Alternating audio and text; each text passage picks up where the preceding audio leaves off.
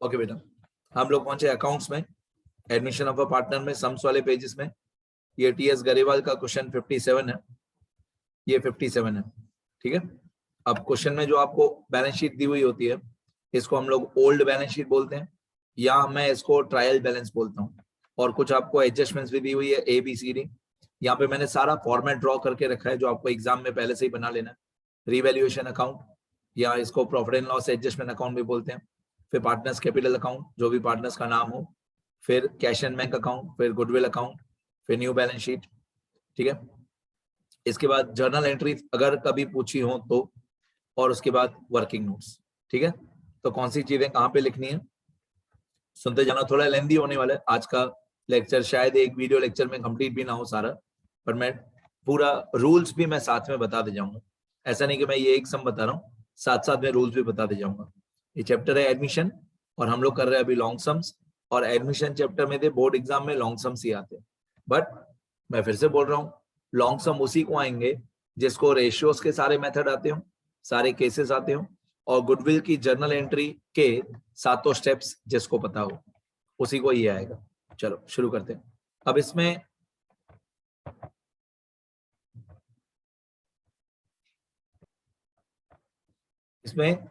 जो long sums होते हैं उसके स्टेप्स क्या होते हैं सॉल्व करने के, पहले वर्किंग नोट्स में लिख के देता हूँ। मैंने पहले भी बताया, पर फिर से एक बार बता देता हूँ कि जब भी हम लॉन्ग सम सॉल्व करते हैं तो steps for solving long sums, अब कोई भी चैप्टर हो, रिकॉन्स्टिट्यूशन, रिकंस्ट्रक्शन, एडमिशन, रिटायरमेंट, या रिकॉन्स्टिट्यूशन का नाम change in P&L ratio, admission, retirement, कोई भी चैप्टर हो, स्टेप्स यही रहते हैं। पहला स्टेप के आप लिखोगे इंपॉर्टेंट अमाउंट्स, जिसको हम लोग 4 या 5 इंपॉर्टेंट अमाउंट्स बोलते हैं। 4 इंपॉर्टेंट अमाउंट्स आप स्टार्ट यहां से करोगे, कोई भी लॉन्ग सम 4 इंपॉर्टेंट अमाउंट से।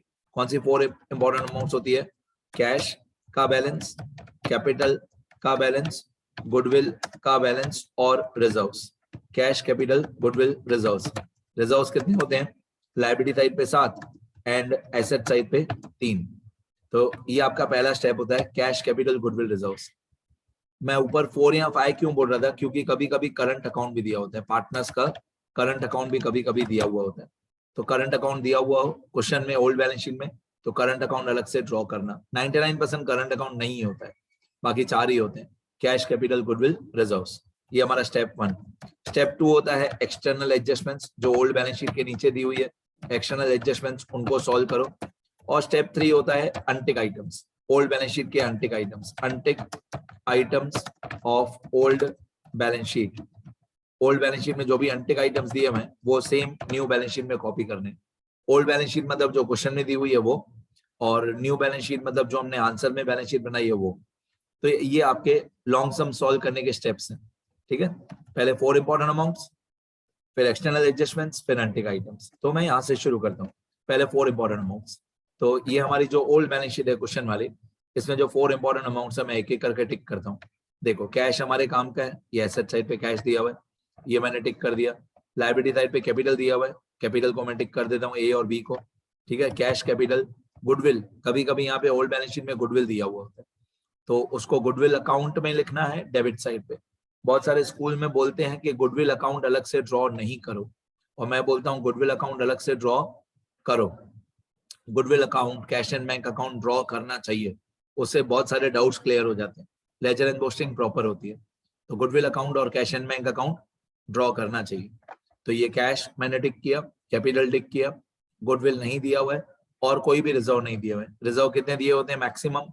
लायबिलिटी साइड पे 7, एसेट साइड पे 3, कोई भी रिजर्व नहीं दिया हुआ है, ठीक है। मैं हर लेक्चर में बोलता हूँ, इस लेक्चर में एक बार फिर से बोल देता हूँ, सातों रिजर्व के नाम जो लायबिलिटी साइड पे होते हैं। लायबिलिटी साइड पे जो 7 रिजर्व होते हैं: general reserve, reserve fund, P&L account, workers accident compensation fund, investment fluctuation reserve, capital reserve, contingency reserve. मैं फिर से बोलता हूँ, general reserve, reserve fund, profit and loss account, workers accident compensation fund, investment fluctuation reserve, capital reserve, contingency reserve. इन सातों में से कोई भी रिजर्व दिया हुआ हो तो पार्टनर्स के कैपिटल अकाउंट में क्रेडिट साइड, लायबिलिटी वाला क्रेडिट हो जाएगा। एसेट साइड पे 3 रिजर्व्स होते हैं: profit and loss account, debit balance, profit and loss account, debit balance, advertisement suspense account, research and development expenditure. इन तीनों में से कोई भी दिया हुआ एसेट साइड पे तो आपको उसको पार्टनर्स के कैपिटल में डेबिट कर देना, ठीक है। तो कैश दिया हुआ है 600 और कैपिटल दिया हुआ है 15,000 और 10,000। अब कैश 600, याद रखो अमाउंट, कैश 600, एसेट मतलब डेबिट, जो भी सब एसेट साइड पे दिया हुआ है वो कहीं ना कहीं पे डेबिट होगा, और जो भी सब लायबिलिटी साइड पे दिया हुआ है वो कहीं ना कहीं पे क्रेडिट होगा। तो कैश है 600 और ए और बी का कैपिटल है 15 और 10। कैश को मैं कैश अकाउंट में लिखूंगा 600, एसेट मतलब डेबिट, मैं लिखूंगा to balance brought down cash, तो इसको मैंने कैश अकाउंट में डेबिट साइड पे लिखा। पार्टनर्स का नाम ए और बी है, ए बी, और ये पार्टनर्स का नाम ए और बी। अब ए का ओपनिंग कैपिटल है 15,000, बी का ओपनिंग कैपिटल है 10,000, तो इसको क्रेडिट साइड पे लिखते हैं by balance brought down, by balance brought down 15 और 10। ये हमारा कैपिटल हो गया। कैपिटल को मैंने कैपिटल अकाउंट में लिखा क्रेडिट साइड पे। ये ए और बी का कैपिटल, ये ए और बी का कैपिटल मैंने क्रेडिट साइड पे लिखा कैपिटल अकाउंट में। कैश को मैंने कैश में लिखा डेबिट साइड पे, ठीक है। आगे मतलब मैंने बताया गुडविल नहीं दिया हुआ है यहाँ पे। ओल्ड बैलेंस शीट में अगर गुडविल दिया हुआ हो तो उसको गुडविल अकाउंट में लिखते हैं डेबिट साइड पे, अगर दिया हुआ हो तो, नहीं दिया हुआ तो नहीं लिखा। फिर एडजस्टमेंट्स, 4 इंपॉर्टेंट अमाउंट हो गई हमारी, cash, capital, goodwill, reserves. Cash हो गया, कैपिटल हो गया, गुडविल नहीं दिया हुआ है, रिजर्व्स नहीं दिया हुआ है। जिस क्वेश्चन में दिए होंगे तो लिखना भी सिखा दूंगा। They enter C into partnership on 1 April 22 on the following terms. A point, C was to bring rupees 7,500 as this capital and rupees 3,000 as goodwill for 1/4 share in the firm. अगर आप लोगों को रेशियोज और goodwill की entries करने आती है तो पहले ए पॉइंट को, फर्स्ट एडजस्टमेंट को पहले सॉल्व कर लो। जिनको कॉन्फिडेंस हो कि भाई मेरे को गुडविल की एंट्रीज आती है वो लोग पहले कर लो। अगर कॉन्फिडेंस नहीं है तो पहले बी सी डी सॉल्व करो, बी और सी और डी वो आपको इजी लगेगा, फिर ए पॉइंट सॉल्व करो, ठीक है। तो पहले मैं इजी बनाता हूँ, पहले बी सी डी सॉल्व करता हूँ, ए पॉइंट बाद में करेंगे, कैपिटल और गुडविल वाली पॉइंट, क्योंकि उसमें 7 स्टेप्स होते हैं, वो बाद में बताऊंगा। पहले बी से शुरू करते हैं। बी पॉइंट पे लिखा है value of stock and plant and machinery were to be reduced by 5%। तो स्टॉक भी और प्लांट एंड मशीनरी भी 5%, तो मैं इन दोनों को टिक कर लेता हूँ। आप लोग भी इस तरीके से टिक किया करो। ये स्टॉक को टिक कर लिया और प्लांट एंड मशीनरी को भी टिक कर लिया। अब स्टॉक की ओल्ड वैल्यू है ये वाले 10,000 और प्लांट एंड मशीनरी की ओल्ड वैल्यू है 17,500 और दोनों में बोला है 5% रिड्यूस करो, ठीक है। रूल्स बताऊं, पहले रूल्स बता देता हूँ। जब भी किसी भी एसेट की वैल्यू कम होगी, if the value of any asset decreases, कोई भी एसेट की वैल्यू कम होगी, then it is a loss, that is revaluation account debit होगा। जब भी आप कोई भी एसेट माइनस करोगे, डिक्रीज करोगे, तो आपका लॉस हुआ तो आप उसको रीवैल्यूएशन में डेबिट करोगे। पहली पॉइंट, कभी भी किसी एसेट की वैल्यू कम हो रही है तो एक इफेक्ट होता है एसेट साइड माइनस, दूसरा इफेक्ट होता है रीवैल्यूएशन में डेबिट। अब इसका उल्टा कर देते हैं। If the value of any asset increases, अगर किसी भी एसेट की वैल्यू इंक्रीज हो रही है, if the value of any asset increases then it is a profit. कभी भी कोई भी एसेट इंक्रीज हो रहा है तो प्रॉफिट है। अब अगर प्रॉफिट हुआ तो रीवैल्यूएशन अकाउंट क्रेडिट होगा। एसेट कम हुआ लॉस हुआ, एसेट बढ़ेगा तो प्रॉफिट होगा। अब लायबिलिटीज में उल्टा होता है, लायबिलिटीज अगर कम होंगी तो प्रॉफिट होगा, ठीक है। मैं यहाँ पे लिख के देता हूँ थर्ड और fourth point. If the value of any liability decreases, मैं यहाँ पे लायबिलिटी कर देता हूँ। If the value of any liability decreases then it is a profit और profit हुआ तो revaluation credit होगा। और if the value of any liability increases, अगर कोई liability की value बढ़ गई, if the value of any liability increases तो वो हमारा loss हुआ, और अगर loss होगा तो revaluation account debit होगा। अगर loss हुआ तो revaluation account debit होगा। ये 4 बातें याद कर लो। एसेट कम तो लॉस, एसेट बढ़ेगा तो प्रॉफिट, लायबिलिटी कम होगी तो प्रॉफिट होगा, लायबिलिटी बढ़ेगी तो लॉस होगा। तो ये आपको हमेशा रिवैल्यूएशन अकाउंट बनाने में ये रूल्स काम आएंगे। आगे बढ़ते हैं। जैसे स्टॉक में इन लोगों ने बोला था कि 5% वैल्यू कम करो, तो स्टॉक की ओल्ड वैल्यू है 10,000 ठीक है, प्लांट एंड मशीनरी की ओल्ड वैल्यू है 17,500, 10,000 और 17,500। ये हमारी न्यू बैलेंस शीट है। न्यू बैलेंस शीट में यहाँ पे मैं लिख देता हूँ स्टॉक, ये स्टॉक की ओल्ड वैल्यू इनर कॉलम में 10,000, और यहाँ पे मैं लिख देता हूँ एसेट साइड पे प्लांट एंड मशीनरी, और प्लांट एंड मशीनरी की ओल्ड वैल्यू इनर कॉलम में 17,500। अब दोनों में बोला है कि 5% डिक्रीज करो, लेस डिक्रीज या रिटर्न ऑफ। अब रिटर्न ऑफ बोलोगे तो ज्यादा सही है, स्टॉक में डेप्रिसिएशन नहीं बोलते, स्टॉक में बोलते हैं रिटर्न ऑफ 5%। अब ऑब्वियसली 10,000 का 5% 500, तो ये 500 हो जाएगा माइनस। अब आप 10,000 में से 500 माइनस करोगे तो आउटर कॉलम में आएगा 9,500, आउटर कॉलम 9,500। अब ये जो 500 एसेट की वैल्यू कम हो गई, ये हमारा लॉस हुआ। लॉस हुआ तो रिवैल्यूएशन में डेबिट होगा 500। यहाँ पे रिवैल्यूएशन अकाउंट में डेबिट साइड पे 500 टू स्टॉक। ये पोर्शन जो एसेट की वैल्यू कम या ज्यादा करनी है, ये वाला पोर्शन इजी होता है, गुडविल की एंट्रीज थोड़ी हार्ड होती है। तो स्टॉक 500 कम हो गया। इसके बाद plant and machinery, plant and machinery में लिखते हैं लेस डेप्रिसिएशन 5%, तो 17,500 का 5%, 17,500 मल्टीप्लाई 5/100, ये होता है 875, तो 875 रुपीज माइनस हो जाएगा। अब 17,500 माइनस 875, 17,500 माइनस 875, तो आउटर कॉलम में आएगा 16625। अब 875 जो हमारा लॉस हुआ, इस 875 का दूसरा इफेक्ट रिवैल्यूएशन अकाउंट में डेबिट साइड, ये रिवैल्यूएशन अकाउंट है, डेबिट साइड पे 875 तो प्लांट एंड मशीनरी अकाउंट 875, ये बी पॉइंट हो गया हमारा। C point, a provision for doubtful debt was to be created in respect of debtors ₹375। अब प्रोविजन फॉर डाउटफुल डेट, बेटा प्रोविजन फॉर डाउटफुल डेट का दूसरा नाम होता है bad debt reserve. Bad debt reserve 375 हमको डेटर्स पे बनाना है, मतलब डेटर्स में थे, ये जो डेटर्स हैं 4850, मैं टिक कर देता हूँ, ये जो डेटर्स हैं 4850, इसमें से 375 रुपीज का बैड डेट रिजर्व बनाएंगे। तो 375 के दो इफेक्ट्स होते हैं, एक डेटर्स में माइनस, मतलब एसेट साइड माइनस, दूसरा रिवैल्यूएशन में डेबिट साइड, जितना भी हम बैड डेट रिजर्व बनाएंगे। तो 4850 माइनस 375, ये न्यू बैलेंस शीट में 4850 माइनस 375, तो ये हमारा डेटर्स है जो ओल्ड बैलेंस शीट में दिया हुआ है। इसमें हम लोग BDRA, ए मतलब एडजस्टमेंट, BDR मतलब bad debt reserve, provision for doubtful debts, और ए मतलब एडजस्टमेंट वाला अमाउंट। एडजस्टमेंट वाला अमाउंट BDR का 375 हम माइनस कर देंगे, तो 4850 माइनस 375, तो आउटर कॉलम में आएगा 4475। अब ये जो 375 हमने डेटर्स की वैल्यू कम की, तीनों एसेट्स माइनस ही हुए, प्लांट एंड मशीनरी भी माइनस हुआ, स्टॉक भी, डेटर्स भी। अब कभी भी कोई भी एसेट माइनस होता है तो दूसरा इफेक्ट रिवैल्यूएशन में डेबिट ही होता है, तो 375 रिवैल्यूएशन अकाउंट में डेबिट साइड 375, डेटर्स की वैल्यू कम हो गई 375, इतना हमने बैड डेट रिजर्व बनाया, इसको बोलते हैं टू BDRA 375। आगे बी पॉइंट भी हो गया, अभी सी पॉइंट, सॉरी BC हो गया, अभी डी में लिखा है building is to be appreciated by 10%।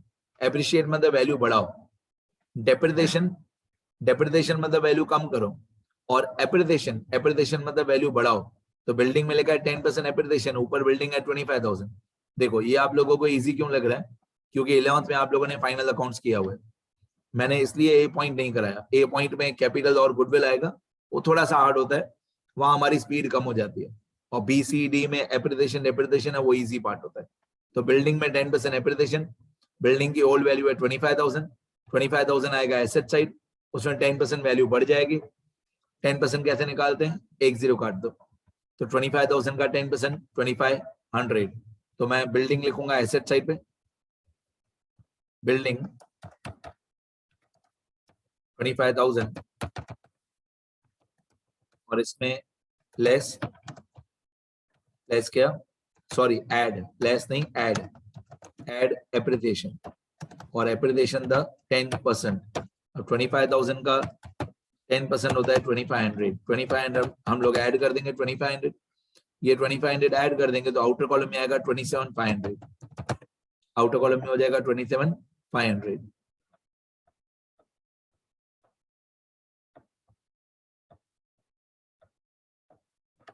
ठीक है, तो ये 2500 मैंने प्लस कर दिया, आउटर कॉलम में 27,500।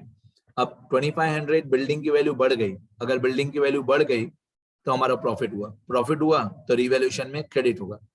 जो भी प्रॉफिट्स होते हैं वो यहाँ पे रिवैल्यूएशन अकाउंट में क्रेडिट होते हैं। 2500 बाय बिल्डिंग।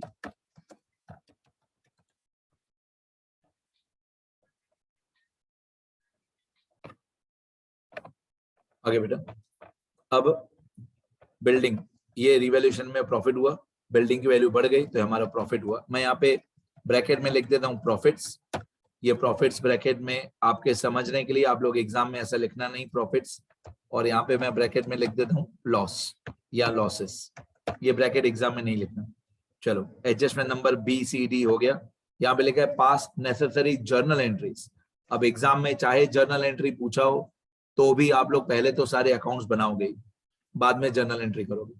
कहने का मतलब है अकाउंट सारे पूछे हो या नहीं पूछे हो, अकाउंट्स आपको बनाने ही है।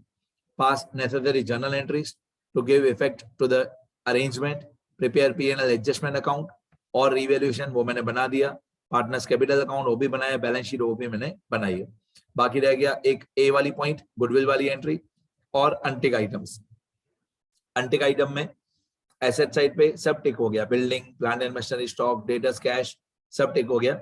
लायबिलिटी साइड पे सिर्फ क्रेडिटर्स बाकी है 32950। तो इसको सेम कॉपी करना है आंसर में। क्वेश्चन में लायबिलिटी में दिया हुआ है तो आंसर में भी लायबिलिटी में ही लिखना है 32950 क्रेडिटर्स। 32950 सेम लायबिलिटी साइड पे आपको कॉपी करना है 32950 क्रेडिटर्स। ठीक है, आगे और क्या दिया हुआ है क्वेश्चन में? बस ए पॉइंट शुरू करने से पहले मैं फर्स्ट लाइन पढ़ता हूं क्वेश्चन की। क्वेश्चन की फर्स्ट लाइन में लिखा हुआ है कि ये ओल्ड P&L रेशियो 2:1 है ए और बी का। ये ए और बी का ओल्ड रेशियो 2:1, और जो हमारा नया पार्टनर है सी, ये उसका रेशियो है 1/4। तो 2:1 और 1/4। ठीक है, ये मैं वर्किंग नोट्स में जाके लिखता हूँ 2:1 और 1/4। ये वर्किंग नोट्स हमारे। Old P&L ratio equal to 2:1। Old P&L ratio of A and B equal to 2:1। नया पार्टनर है C, C's ratio equal to 1/4 दिया हुआ है, 1/4।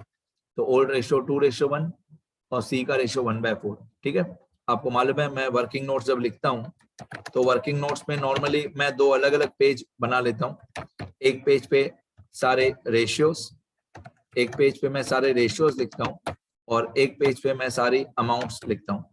ठीक है, ये रेशियोज की इंफॉर्मेशन हो गई।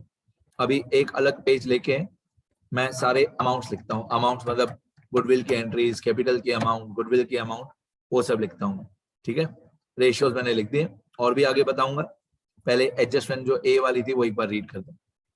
अब जो एडजस्टमेंट ए थी उसमें लिखा हुआ था कि जो नया पार्टनर है वो C was to bring 7,500 as capital and 3,000 as goodwill for 1/4 share in the firm. C was to bring मतलब क्या?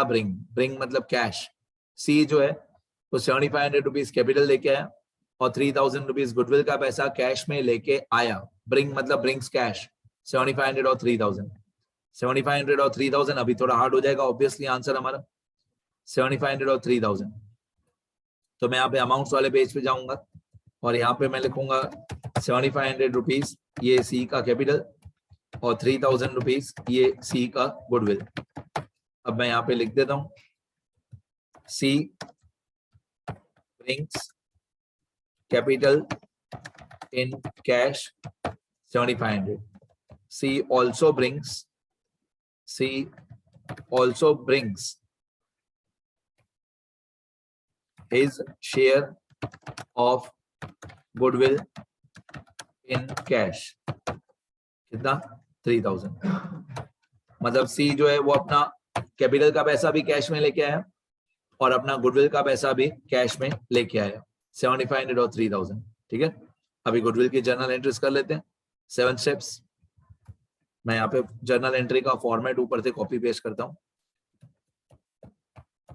ये वर्किंग नोट्स में गुडविल की जर्नल एंट्रीज के लिए ये फॉर्मेट थोड़ा कॉपी पेस्ट करता हूँ। चलो, और अभी मैं आपको गुडविल की एंट्रीज समझाता हूँ। यहाँ पे पहले गुडविल की एंट्रीज लिखनी पड़ेगी वर्किंग नोट्स में, फिर ऊपर जो हमने 5 अकाउंट्स बनाए हैं उनमें पोस्टिंग भी करनी पड़ेगी। Journal entry in the books of partnership firm of A, B and C. चलो पहला स्टेप इसको टोटल कितने स्टेप्स होते हैं? 7। ठीक है, इस क्वेश्चन में पहला स्टेप नहीं होगा। पहला स्टेप कब होता है? जब हम ओल्ड गुडविल को राइट ऑफ करते हैं। ओल्ड बैलेंस शीट वाला गुडविल, ओल्ड गुडविल जब हम राइट ऑफ करते हैं तो स्टेप 1 होता है। तो इस क्वेश्चन में ओल्ड गुडविल दिया हुआ ही नहीं था, ओल्ड बैलेंस शीट में गुडविल था ही नहीं। ठीक है, सेकंड स्टेप होता है कि जो नया पार्टनर है वो कितना पैसा, गुडविल का पैसा कैश में लेके आया। अगर नया पार्टनर गुडविल का पैसा कैश में लेके आया तो स्टेप 2, 3, 4, और अगर नया पार्टनर गुडविल का पैसा कैश में नहीं लेके आया तो स्टेप 5। ऑब्वियसली इसमें आप लोगों को देर लगेगी, ये समझने में थोड़ा टिपिकल है। एक ही एडजस्टमेंट के अंदर 7 स्टेप होते हैं। ठीक है, पहला step old goodwill right of करो, वो इस क्वेश्चन में नहीं है। दूसरा स्टेप, जितना पैसा नया पार्टनर गुडविल का पैसा कैश में लेके आया तो cash account debit to premium for goodwill. जितना पैसा ये नया पार्टनर गुडविल का पैसा कैश में लेके आया टू प्रीमियम फॉर गुडविल, कितना? 3000। फिर जितना पैसा नया पार्टनर गुडविल का पैसा कैश में लेके आया, यही पैसा हम सेक्रीफाइसिंग पार्टनर्स में डिस्ट्रीब्यूट कर देंगे। कौन से रेशियो में? सेक्रीफाइस रेशियो में। तो premium for goodwill account debit to sacrificing ratio to A's capital account. क्योंकि इस क्वेश्चन में तो थियरी वाले पेजेस में मैं कहते बार बार रूल्स वाले पेजेस में मैं लिखता था कैपिटल और करंट, कैपिटल और करंट, मैं ऐसा लिखता था। बट इस क्वेश्चन में करंट अकाउंट है ही नहीं कहीं पे भी, तो मैं लिखूंगा एज कैपिटल।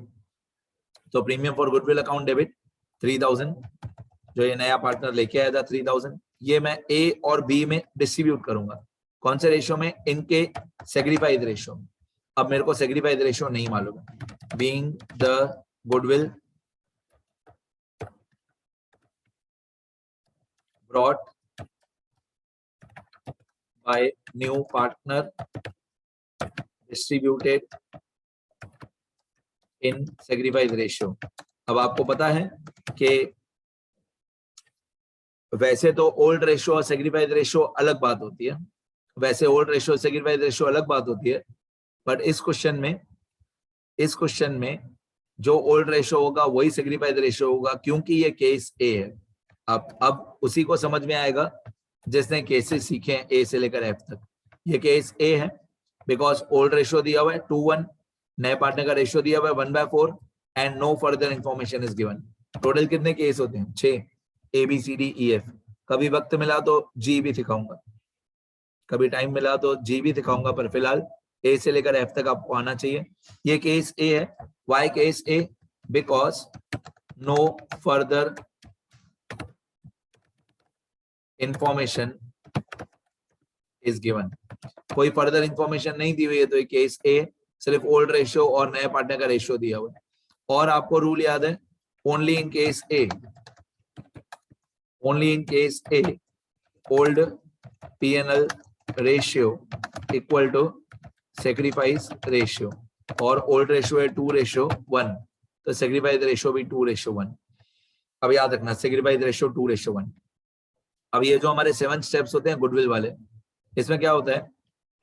जो गुडविल के 7 स्टेप्स हैं, इसमें क्या होता है? सिर्फ स्टेप 1 में ओल्ड रेशियो, ये जो स्टेप 1 होता है गुडविल को राइट ऑफ करने का, सिर्फ स्टेप 1 में ओल्ड रेशियो, बाकी सारे स्टेप्स में सेक्रीफाइस रेशियो।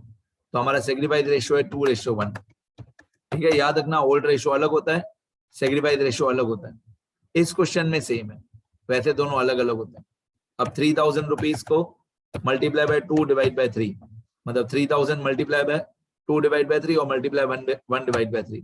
तो 3000 मल्टीप्लाई बाय 2/3 और 3000 मल्टीप्लाई 1/3। तो ये हमने गुडविल जितना पैसा नया पार्टनर लेके आया था वो सेक्रीफाइसिंग पार्टनर्स में डिस्ट्रीब्यूट कर दिया। इसके बाद स्टेप 4 होता है। स्टेप 4 होता है कि अगर ए और बी ने गुडविल का पैसा विड्रॉ किया, तो यहाँ पे विड्रॉ के लिए कुछ क्वेश्चन में बताया हुआ नहीं है, तो ये होगा नो एंट्री, क्योंकि विड्रॉन के लिए कुछ बताया हुआ नहीं है।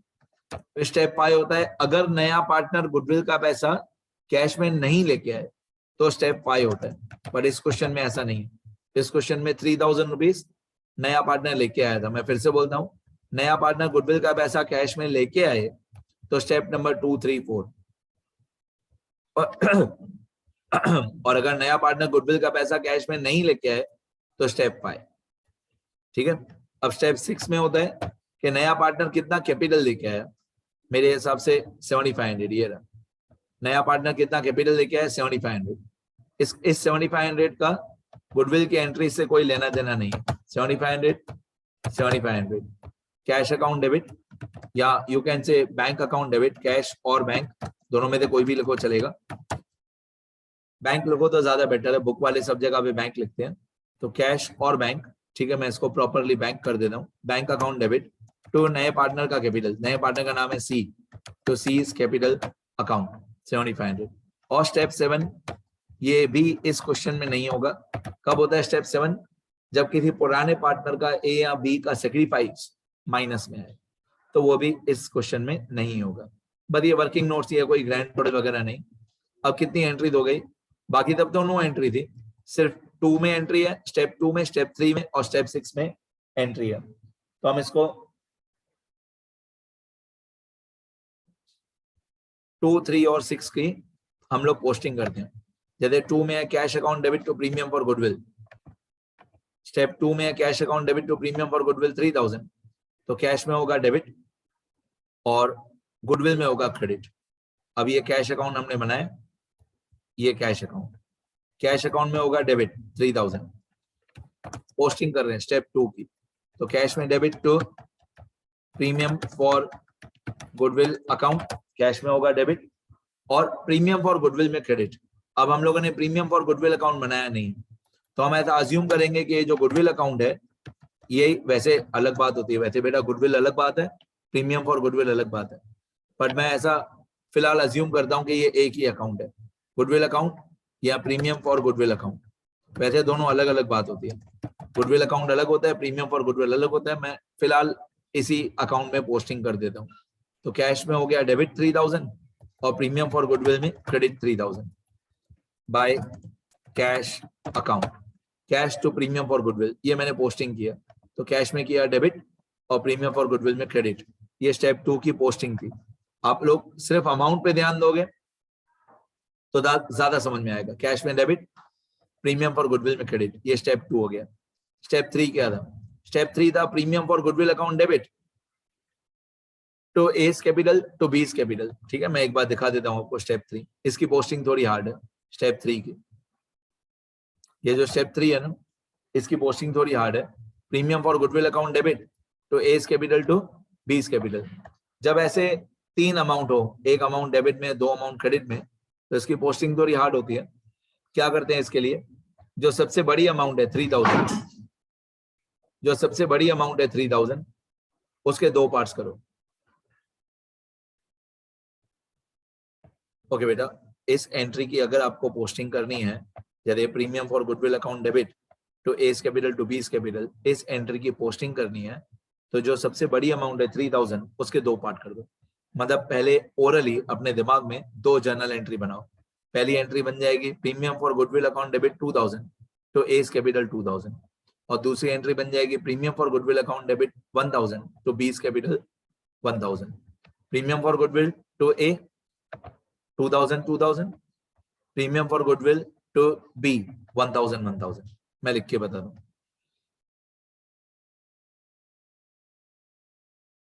Premium for goodwill debit 2000 to A, तो ए में हो जाएगा क्रेडिट, ए के कैपिटल में क्रेडिट 2000। ठीक है, यहाँ पे ऊपर नाम आ जाएगा ABC। तो प्रीमियम फॉर गुडविल अकाउंट में डेबिट 2000 और ए में क्रेडिट 2000। ठीक है, फिर प्रीमियम फॉर गुडविल में डेबिट 1000, और मैं तो लाखों बार यही बोलता हूँ, पहले अमाउंट लिखोगे कभी गलती नहीं होगी। प्रीमियम फॉर गुडविल में डेबिट 1000 और बी में क्रेडिट 1000, ये बी में क्रेडिट 1000। अब आमने सामने नाम, पार्टनर्स के कैपिटल में लिखेंगे by premium for goodwill account, partners के कैपिटल में लिखेंगे बाय प्रीमियम फॉर गुडविल, और प्रीमियम फॉर गुडविल में लिखेंगे to A's capital account to B's capital account, to A's capital to B's capital, आमने सामने नाम। प्रीमियम फॉर गुडविल में ए और बी, ए और बी में प्रीमियम फॉर गुडविल। डन, ये हमारे स्टेप 3 की पोस्टिंग होगी। आगे स्टेप 4, स्टेप 4 तो मेरे हिसाब से नो एंट्री था, स्टेप 4 नो एंट्री था, स्टेप 5 नो एंट्री था। स्टेप 6, स्टेप 6 में बैंक अकाउंट डेबिट, आप कैश और बैंक भी लिखोगे तो भी चलेगा। Bank account debit to C's capital 9500, bank to C's capital sorry 7500 bank to C's capital, ये कैश एंड बैंक में डेबिट होगा 7500 टू सीज कैपिटल, मतलब कैश कम्स इन, कैश हमारे बिजनेस में आया, कैश एंड बैंक में डेबिट 7500 और सी के कैपिटल में क्रेडिट 7500, ये सी के कैपिटल में क्रेडिट साइड पे 7500 by cash and bank account, by cash and bank account. बाकी सब जगह पे डैश डैश कर देते हैं, जो कॉलम काम के नहीं है वहां डैश डैश कर देते हैं। डन, तो कैश एंड बैंक में डेबिट कर दिया मैंने 7500, ये कैश एंड बैंक में डेबिट कर दिया मैंने 7500 और सी के कैपिटल में क्रेडिट कर दिया 7500। टोटल 3 ही स्टेप्स काम के थे, 2, 3 और 6, उन तीनों की मैंने पोस्टिंग कर दी। अब स्टेप वाइज जाऊं मैं, तो पहला स्टेप था 5 इंपॉर्टेंट अमाउंट्स, वो हो गया। दूसरा स्टेप था एक्सटर्नल एडजस्टमेंट्स, वो भी हो गया। तीसरा स्टेप था अनटिक आइटम्स, अनटिक आइटम में क्रेडिटर्स है, वो भी हो गया। अभी हमको करनी है बैलेंसिंग। इस चैप्टर की बैलेंसिंग बहुत इजी है। बैलेंसिंग कैसे याद करनी है कि रीवैल्यूएशन का बैलेंस, रीवैल्यूएशन का डिफरेंस पार्टनर्स के कैपिटल में, रीवैल्यूएशन का डिफरेंस पार्टनर्स के कैपिटल में और बाकी सबका डिफरेंस बैलेंस शीट। तो बैलेंसिंग बहुत इजी है। पहले रीवैल्यूएशन का डिफरेंस जो है वो लेके जाएंगे ए और बी में, सी में नहीं, ए और बी में, और बाकी सारे अकाउंट्स का बैलेंस हम लोग लेके जाएंगे बैलेंस शीट में। तो रीवैल्यूएशन का क्रेडिट का टोटल है 2500, ये रीवैल्यूएशन का क्रेडिट का टोटल है 2500। अब क्रेडिट का टोटल 2500, डेबिट का टोटल 1750, तो ऑब्वियसली डिफरेंस डेबिट साइड पे आएगा। तो क्योंकि डेबिट साइड छोटा है तो डिफरेंस डेबिट साइड पे आएगा, 2500 माइनस 1750, तो डेबिट साइड पे डिफरेंस आएगा 750। ये जो 750 डिफरेंस आया इसको हम लिखेंगे टू पार्टनर्स कैपिटल अकाउंट। अब मैं बहुत बार बोलता हूं कि कोई भी चैप्टर हो, कोई भी चैप्टर हो, कोई भी प्रॉफिट हो, कोई भी लॉस हो, कोई भी रिजर्व हो, बेसिकली कोई भी प्रॉफिट या लॉस डिस्ट्रीब्यूट करने के लिए हमको काम आता है ओल्ड पार्टनर्स ओल्ड रेशियो। तो ये जो 750 रुपीज है ये ओल्ड पार्टनर्स ओल्ड रेशियो में डिस्ट्रीब्यूट होगा। हमारा ओल्ड रेशियो है 2:1, तो 750 रुपीज को 2:1 में डिस्ट्रीब्यूट करेंगे तो 750 मल्टीप्लाई 2 डिवाइड बाय 3 और 750 मल्टीप्लाई 1 डिवाइड बाय 3, तो 500 और 250 आएगा। ये 500 और 250 सिर्फ ए और बी को ही मिलेगा, सी को कोई शेयर नहीं मिलेगा। ओल्ड पार्टनर्स ओल्ड रेशियो, तो ओल्ड रेशियो में ए और बी थे। ये 500 और 250 यहाँ पे हुआ डेबिट, तो ए और बी में हो जाएगा क्रेडिट, ए और बी के कैपिटल में हो जाएगा क्रेडिट 500 और 250 बाय रीवैल्यूएशन अकाउंट। यहाँ पे मैं लिखूंगा बाय रीवैल्यूएशन अकाउंट, और प्रॉफिट हुआ या लॉस हुआ उनको बताना पड़ेगा हमको। ये एक्चुअली प्रॉफिट हुआ, रीवैल्यूएशन में डेबिट साइड पे डिफरेंस है ना, तो प्रॉफिट हुआ। अब ए बी सी को टैली करेंगे, पार्टनर्स का कैपिटल टैली करेंगे, डिफरेंस निकालेंगे, क्रेडिट के टोटल में से डेबिट का टोटल माइनस करेंगे और जो भी डिफरेंस आएगा उसको बैलेंस शीट में लेके जाएंगे। तो ये partners capital account, partners capital में ए का क्रेडिट का टोटल, अब ए का क्रेडिट का टोटल 15 और 2 और 500 17,500, ए का क्रेडिट का टोटल। अब ए का डेबिट का टोटल, ए का डेबिट का टोटल है 0, तो 17,500 माइनस 0, तो डिफरेंस आएगा 17,500। ये 17,500 को हम लिखेंगे to balance carried forward. Question mark आपको मालूम है मैं कहाँ पे लगाता हूँ, डिफरेंस, क्रेडिट माइनस डेबिट का जो डिफरेंस है 17,500, ये ए का क्लोजिंग कैपिटल है 17,500, यहाँ पे हुआ डेबिट तो बैलेंस शीट में होगा क्रेडिट, यहाँ पे हुआ 17,500 डेबिट तो बैलेंस शीट में होगा क्रेडिट, बैलेंस शीट में क्रेडिट मतलब लायबिलिटी टाइप 17,500, कैपिटल अकाउंट में हुआ डेबिट तो बैलेंस शीट में क्रेडिट, यहाँ पे लिखेंगे पार्टनर्स कैपिटल 17,500। इसी तरीके से बी और सी को टैली करेंगे। अभी पार्टनर्स कैपिटल अकाउंट में बी का टोटल, अब बी का क्रेडिट का टोटल, तो बी का क्रेडिट का टोटल है 11250, डेबिट का टोटल है 0, तो डिफरेंस आएगा 11250। ये 11250 यहाँ पे हुआ डेबिट, तो बैलेंस शीट में होगा क्रेडिट, मतलब लायबिलिटी साइड 11250। ये बी का कैपिटल। अभी सी का कैपिटल, तो सी का कैपिटल का क्रेडिट का टोटल, अब सी के कैपिटल का क्रेडिट का टोटल ये आएगा 7500। अब डेबिट का टोटल सी का डेबिट का टोटल 0, तो 7500 credit side minus debit side 0, तो डिफरेंस आएगा 7500। ये 7500 यहाँ पे हुआ डेबिट, तो बैलेंस शीट में होगा क्रेडिट, बैलेंस शीट में 7500 क्रेडिट, मतलब लायबिलिटी साइड। यहाँ पे मैं लिखूंगा सी।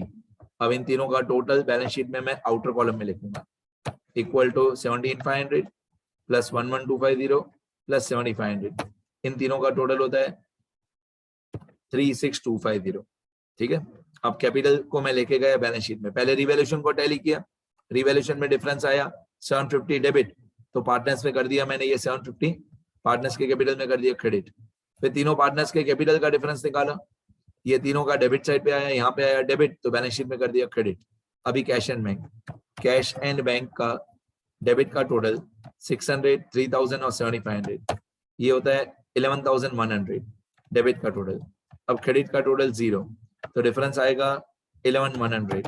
अब ये जो डिफरेंस आया 11100, तो मतलब डेबिट माइनस क्रेडिट, इसको मैं लिखूंगा by balance carried forward, question mark, मतलब ये डिफरेंस मैंने फाइंड आउट किया। अब यहाँ पे हुआ क्रेडिट 11100, यहाँ पे हुआ क्रेडिट, तो बैलेंस शीट में होगा डेबिट, डेबिट मतलब एसेट 11100, तो मैं एसेट साइड पे लिखूंगा 11100 cash and bank balance, cash and bank balance, you can say closing cash and bank balance 11100। इसके बाद है गुडविल, गुडविल अकाउंट हमेशा टैली हो जाएगा, गुडविल अकाउंट हमेशा टैली हो जाएगा, डेबिट का टोटल 3000 और क्रेडिट का टोटल 3000, ये गुडविल अकाउंट, डेबिट में टोटल 3000 और क्रेडिट का टोटल भी 3000, तो इसको मैं बोलता हूं नो बैलेंस, तो नो बैलेंस, मतलब गुडविल अकाउंट में कोई भी बैलेंस कैरीड फॉरवर्ड नहीं है, कोई क्लोजिंग बैलेंस नहीं है, तो ये बैलेंस शीट में नहीं जाएगा, इसमें कोई क्लोजिंग बैलेंस नहीं है। इसके बाद new balance sheet, new balance sheet दोनों साइड पे टोटल सेम आना चाहिए, टैली होनी चाहिए, टोटल इक्वल आना चाहिए बैलेंस शीट का दोनों साइड पे। अनटिक आइटम याद रखना, अनटिक आइटम भूल नहीं जाना। अब एसेट साइड पे 5 अमाउंट है और पांचों अमाउंट का टोटल है 69200, एसेट साइड पे 69200, लायबिलिटी साइड पे 2 अमाउंट है और दोनों का टोटल 69200।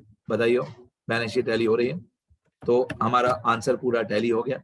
जर्नल एंट्री इन लोगों ने पूछा था, बट मैं उसके लिए अलग वीडियो लेक्चर बनाऊंगा जर्नल एंट्री सिखाने के लिए। जितना अभी मैंने सिखाया इस वीडियो लेक्चर में, ये सारे स्टूडेंट्स लिख लो। स्क्रॉल करता हूं धीरे धीरे, ये क्वेश्चन 57 है गरीबाल का, यहां तक क्वेश्चन है। ठीक है, सारे आंसर्स बैलेंसेस राइट है हमारे, बैलेंस शीट का टोटल भी राइट है। ये रिवैल्यूएशन अकाउंट,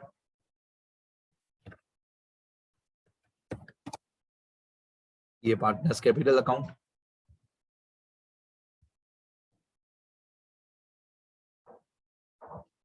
ये cash and bank, goodwill, new balance sheet of the partnership firm of A, B and C।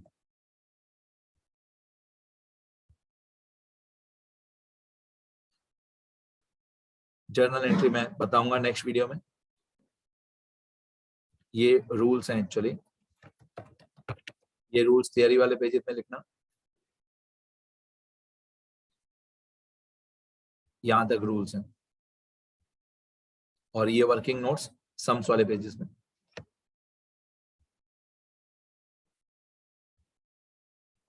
ये 7 स्टेप गुडविल के, ये वर्किंग नोट में लिखना सारे। ठीक है, बस यहां तक ही आंसर, लिखना शुरू करो।